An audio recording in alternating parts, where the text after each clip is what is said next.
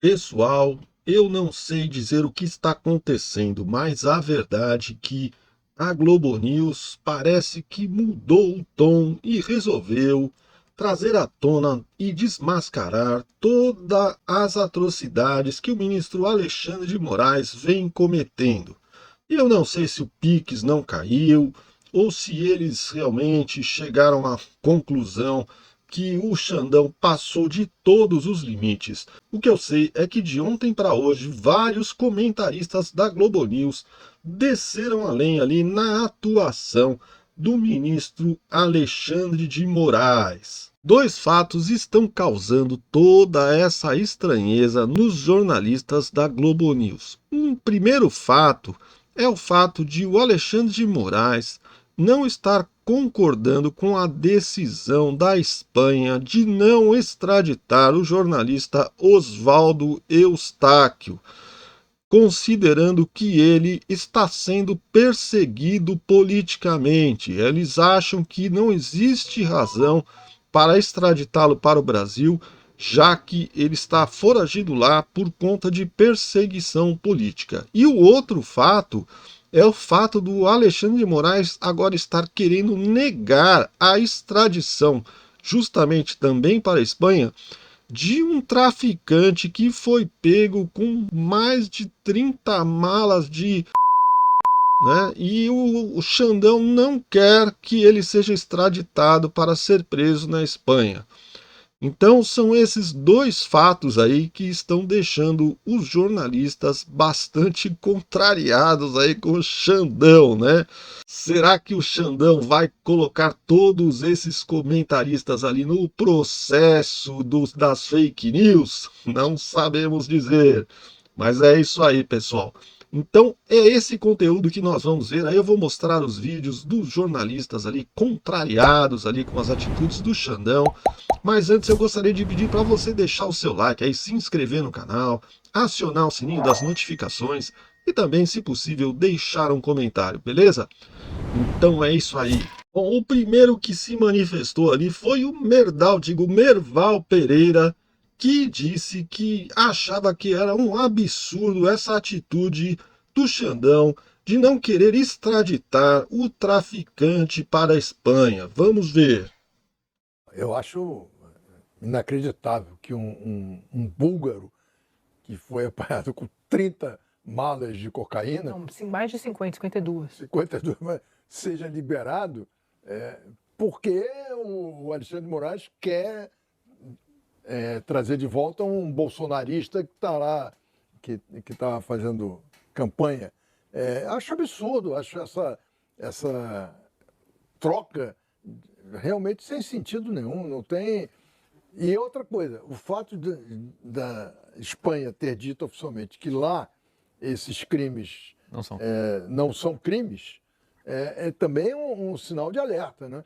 Nós não estaremos sendo exagerados demais nesse combate ao uso das redes sociais no sentido político. A gente não está misturando liberdade de expressão com crime. Eu acho que a gente precisa também pensar um pouco sobre isso, sobre a visão do que é crime quando se trata de uma oposição política. Aí um outro comentarista que foi convidado ali na Globo News a participar do programa, entendido nesse assunto, né? Ele falou que a Espanha não estava aceitando a extradição do Oswaldo Eustáquio por considerar que realmente o caso do Oswaldo Eustáquio é um caso de perseguição política, né? Então, por conta disso, a Espanha não quer ceder e devolver o Oswaldo Eustáquio para o Brasil para ser julgado pelo Xandão. O que me chama a atenção nessa decisão da justiça espanhola é a maneira como ela qualifica o crime. Ela não disse apenas que não tem equivalente no sistema legal espanhol. Ela está dizendo que o caso do Oswaldo Eustáquio é perseguição política. E por ser perseguição política, ela não vai acolher o pedido. Ela está dizendo que o julgamento do Oswaldo Eustáquio ele está sendo feito por ele veicular, é uma perseguição por conta das suas opiniões políticas. Então ela é também uma avaliação da justiça espanhola de que os processos de julgamento a qual ele está submetido no território brasileiro, eles não são justos, não são equilibrados. Aliás, isso é meio semelhante ao que aconteceu no caso anterior, que a gente estava discutindo no começo do programa com a Nadine, porque quando o Brasil acolheu a Nadine, ele também julgou que o julgamento que aconteceu no Peru não foi equilibrado. Então a gente tem nesses dois episódios o mesmo problema, a justiça de um país julgando que o outro país não tem um sistema judiciário equilibrado e, num caso, acolhendo uma pessoa que foi condenada, o caso do Brasil acolhendo a ex-primeira-dama, e, no caso da Espanha, não extraditando um cidadão brasileiro que está sendo processado aqui por crimes que, segundo a justiça espanhola, são crimes de opinião. E por fim, pessoal, o jurista Walter Maierovitch falou que o Xandão não estava julgando com a mente, mas sim com a bile, movido por um sentimento de ódio e de vingança, e por conta disso estava cometendo vários erros. Foi surreal, o cara detonou a atuação do Xandão, e ele é um jurista conhecido e muito respeitado no Brasil. Vamos ver o seu comentário. Doutor, queria ler aqui só alguns pontos da decisão do ministro Moraes, para que o senhor possa comentar do ponto de vista jurídico, explicar para a gente, porque ele suspende o procedimento de extradição, pede que o embaixador da Espanha no Brasil preste informações em 5 dias a respeito sobre, na verdade, a reciprocidade do tratado de extradição entre os países, define que a extradição seja indeferida, converte a prisão, como eu acabei de falar, em prisão domiciliar e determina que o Ministério da Justiça e o Itamaraty sejam comunicados da decisão para que façam a devida comunicação diplomática com a Espanha. Então, eu queria que o senhor começasse explicando esse conceito da reciprocidade, se ele cabe nessa decisão que a gente acabou de noticiar aqui. Tá bom, esse é o ponto que me parece fulcral, fundamental. Mas eu gostaria de lembrar, dar um passo atrás, e dizer que toda vez que um magistrado, quer do Supremo ou qualquer outro juiz, toda vez que ele aprecia um pedido e julga com o fígado, acontece um caso assim. Está evidente que julgou mal o Moraes, julgou com o fígado, e sua bile é uma bile de ira e que tem odor de reciprocidade. Mas vamos por partes. Reciprocidade, como o Lins lembrou bem, e tecnicamente, significa, evidentemente, equivalência. Qual é a equivalência entre um blogueiro bolsonarista, criminoso, que faz fake news da pior espécie, resumindo, é da pior espécie. Mas o que significa isso? Qual é a comparação que se faz com um narcotraficante internacional? As decisões, num caso e no outro, vejam, é muito clara, de uma clareza solar, não há reciprocidade alguma. As coisas são desiguais. Segundo ponto, Andréa, e que esse me parece muito forte, porque nós estamos tratando de um tribunal constitucional que se chama Supremo Tribunal Federal. É um tribunal, uma corte constitucional por essência, e o que um ministro faz? Dá as costas e critica a soberania da Espanha pela sua corte maior. Veja, as decisões nos estados nacionais são soberanas. Se a Espanha julgou mal ou julgou bem, isto não diz respeito a um outro país no sentido de aplicar sanções. O que o Moraes fez, na realidade, foi suspender um processo e fazer uma exigência. Isso ultrapassa a linha do absurdo.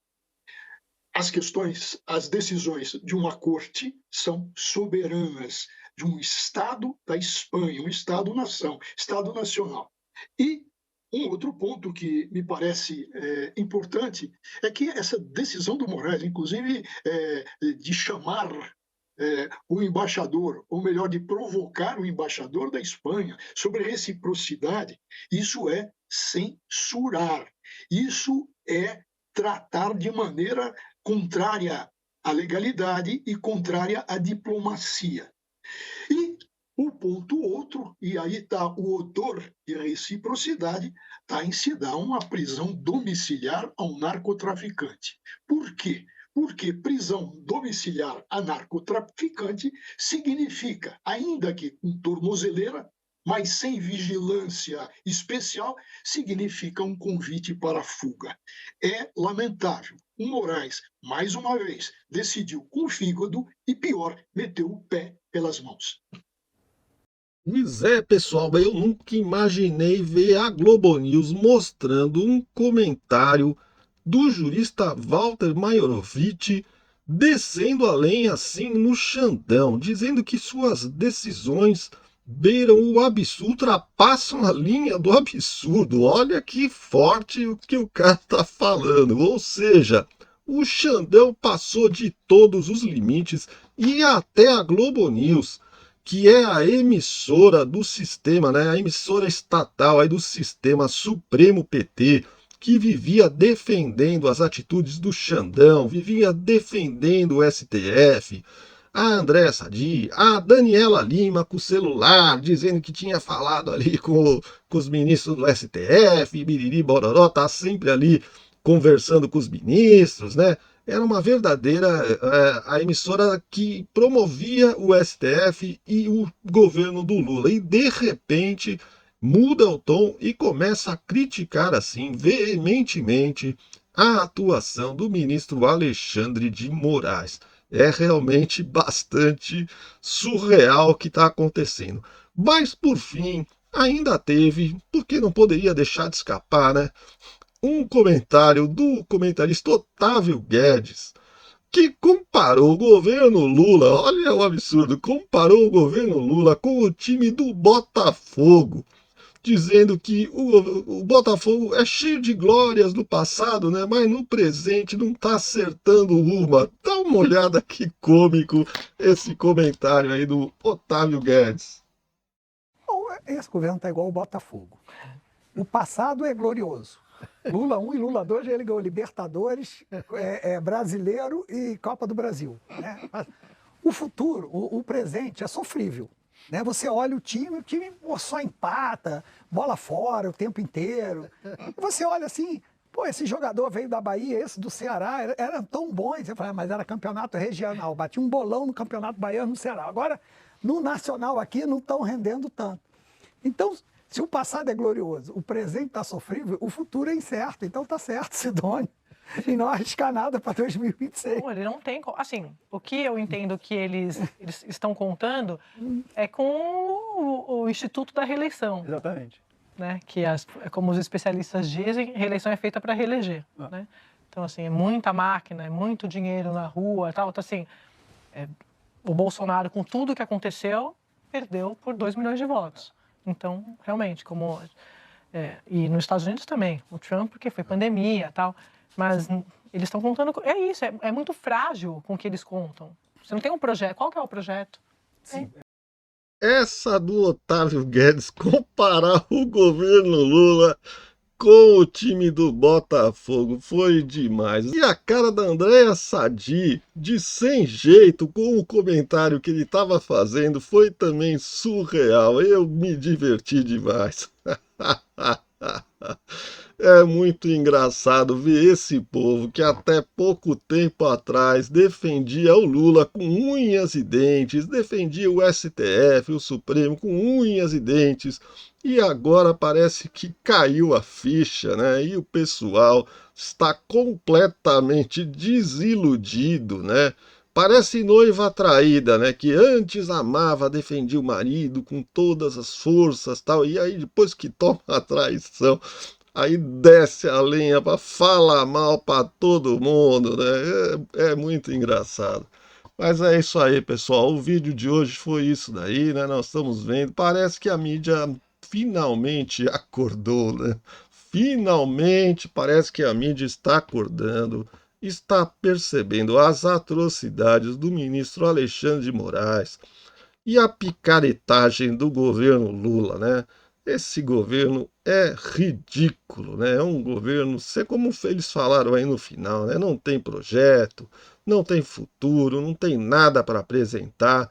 Então, como disse o Sidônio ali, né, como elas estavam falando do Sidônio, o Sidônio não quer se comprometer com nada, porque não dá para acreditar no que possa acontecer em 2026, né? E como disse a Andréa Sadi ali, eles estão apostando na máquina estatal para tentar se reeleger, só com muita grana, só injetando muita grana mesmo, né?